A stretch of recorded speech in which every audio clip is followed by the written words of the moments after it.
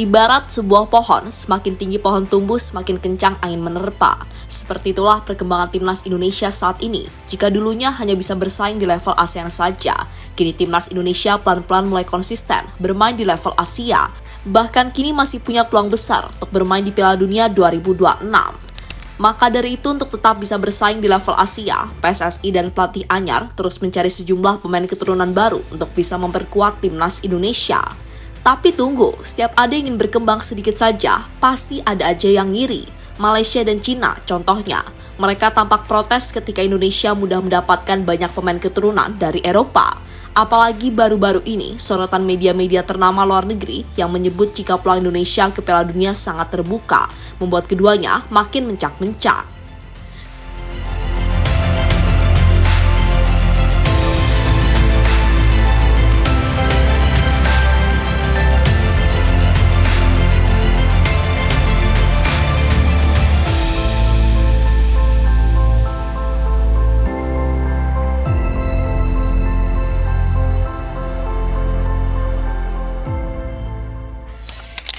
Tak bisa dipungkiri kalau saat ini timnas Indonesia sedang mendapat banyak sorotan, terutama dari tim-tim pesaing di kawasan ASEAN. Hal itu tak terlepas dari keberhasilan Indonesia menjadi satu-satunya wakil ASEAN di round 3 kualifikasi Piala Dunia 2026. Tak hanya menjadi wakil ASEAN saja, tapi perjuangan Indonesia telah membuat bangga dan menyelamatkan wajah ASEAN dengan mampu bersaing dan membuka peluang bermain di Piala Dunia 2026. Dan melihat peluang yang ada, sebuah hal yang cukup wajar kalau PSSI ingin memberikan yang terbaik. Salah satu caranya yakni dengan terus mendatangkan banyak pemain-pemain keturunan berkualitas dari Eropa. Karena semua tahu kalau semakin kesini, tantangan Indonesia untuk amankan satu tiket ke Piala Dunia semakin sulit. Apalagi di babak round 4, Indonesia akan dihadapkan tim-tim dari Timur Tengah seperti Irak, Qatar, dan juga Turkmenistan. Dan itu diyakini akan menjadi pertandingan yang cukup menguras tenaga.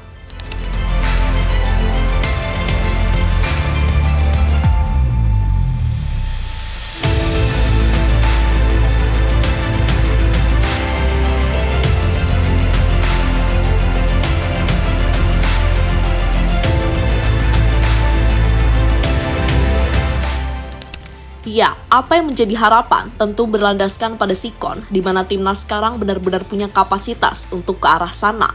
Masuknya pemain-pemain seperti Ole Romeni, Kevin Dix, Dean James, Joe Pelupessy hingga Emil Audero jelas telah membuat kekuatan timnas Indonesia makin oke. Dan boleh dikatakan sudah sangat mantap dan pede untuk bersaing di sisa laga babak round 3. Namun mengingat persaingan bakal makin sulit, PSSI dan pelatih timnas Indonesia, Patrick Kluivert, tak akan berhenti untuk melakukan manuver dengan mencari pemain-pemain keturunan yang berpotensi membela panji Garuda. Bahkan beberapa pemain sudah mulai dihubungi oleh pihak PSSI. Tak hanya itu, pelatih dan asisten pelatih timnas Indonesia juga rela terbang ke Eropa untuk memantau langsung para pemain sekaligus memantapkan hati mereka. Dan melihat PSSI yang masih belum berhenti bermanuver untuk menambah kekuatan telah dianggap adalah bukti keseriusan buat mencapai mimpi ke Piala Dunia. Itulah mengapa timnas Indonesia kini benar-benar banyak mendapat sorotan, terutama dalam kurun waktu 2 tahun ke belakang. Dan itu juga mungkin alasan mengapa Malaysia dan Cina beneran sebenci itu dan sedengki itu sama Indonesia. Terbaru, Malaysia dan Cina yang entah tantrum apa gimana mendorong pihak AFC menghukum Indonesia terkait proses naturalisasi Ole Romeni dan 3 pemain seperti Joe Pelupessy, Dean James, dan Emil Audero yang dinilai melanggar aturan. Gak cuma itu, JICES pun dianggap telah memalsukan dokumen agar proses naturalisasinya lancar. Bahkan kedua negara tadi juga menaruh curiga kepada FIFA yang dianggap telah kong-kali-kong dengan PSSI. Iya, sepanas itu mereka sampai mengeluarkan argumen dan tuduhan tak mendasar.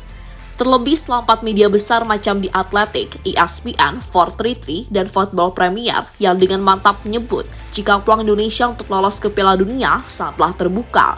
Apalagi setelah PSSI menunjuk geng Belanda seperti Patrick Kluivert, Denny Lanzat, Alex Pastoor, dan juga Jordi Cruyff sebagai pelatih timnas Indonesia. Sorotan media-media dunia semakin gencar mengarah ke perkembangan timnas Indonesia.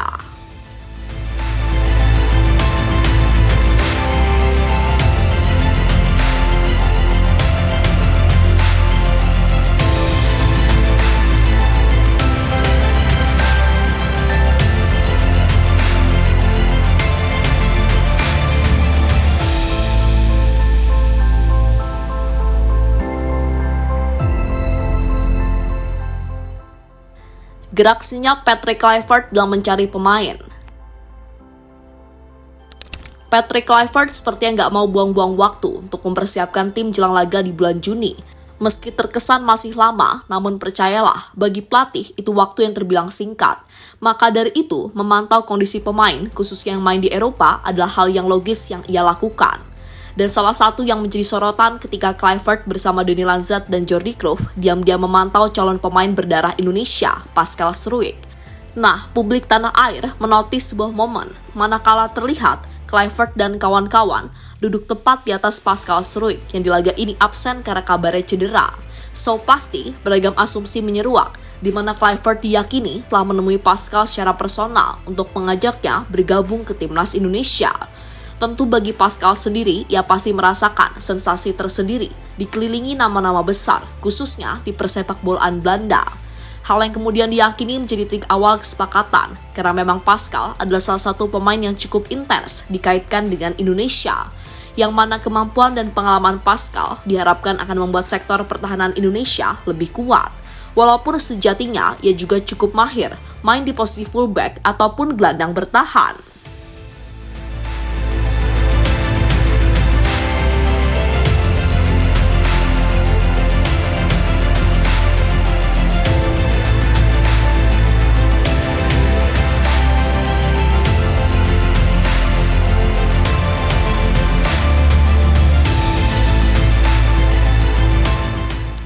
Lebih lanjut, mengutip dari berbagai sumber, kalau Pascal sendiri memang menunjukkan atensi lebih ke timnas Indonesia akhir-akhir ini.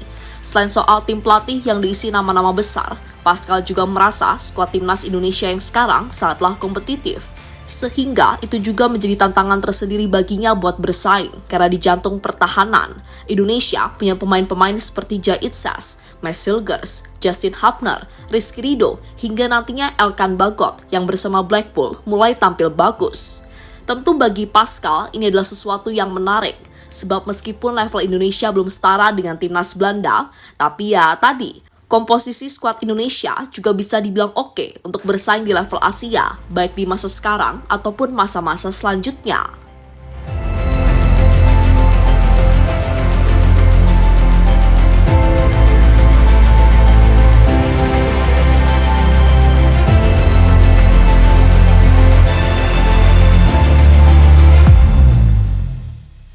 Maksimalkan 2 laga sisa babak round 3. Nah, merujuk dari hal itu, kalau Pascal ini join, maka kemungkinan ia akan disumpah bareng Tristan Goyer serta Mauro Zylstra yang sudah lebih dulu dihubungi serta diurus. Sesuatu yang kemudian membuat media-media Cina merasa kalau ucapan Pak Erick terkait naturalisasi baru hanyalah sebuah gimmick semata.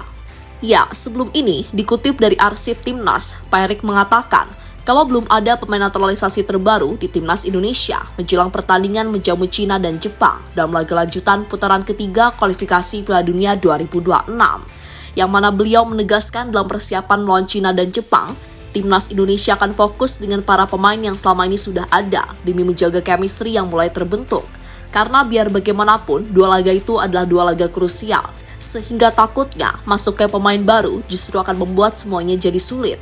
Sehingga kalaupun ada pemain baru, itu bisa digunakan sebagai tambahan amunisi andai Indonesia bertarung di round 4. Belum ada, kita fokus pemain naturalisasi yang sudah ada. Kita fokus kepada bulan Juni dengan tim yang ada. Saat ini seperti itu sih, ucap Pak Erick. Iya, berkaca dari ucapan Pak Erick, kembali lagi, media-media di Cina merasa itu hanyalah sebuah gimmick.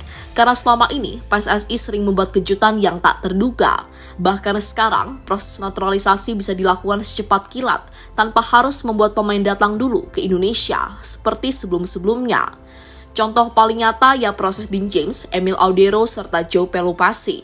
Ketiganya sama sekali nggak datang ke Indonesia, mulai dari pemberkasan sampai sumpah. Pokoknya semuanya dikerjakan oleh PSSI dengan mode senyap namun satsa.